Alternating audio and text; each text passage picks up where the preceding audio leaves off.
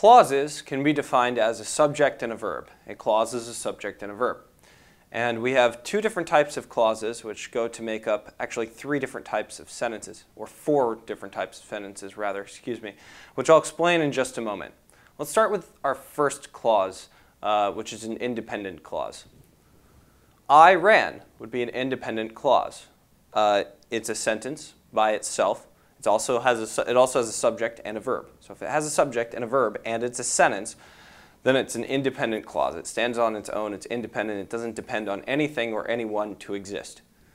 However, if we were to use the word since at the beginning of our clause, we would have since I ran, and then we would have a fragment. We wouldn't have a complete sentence. Now it's still a clause because we still have a subject and a verb. But since we don't have a sentence, we call it a dependent clause because it depends on an independent clause to truly exist by itself. In other words, we can't just put a period on the end of this and call it a sentence. That's why we have 3 dots here instead of 1. Now, if you take two independent clauses and put them together, we call this a compound sentence. Compound sentences require what we call coordinating conjunctions.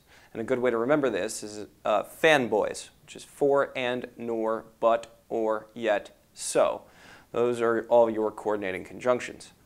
For good measure, on the language section of this exam, you could also use a semicolon as a coordinating conjunction as well.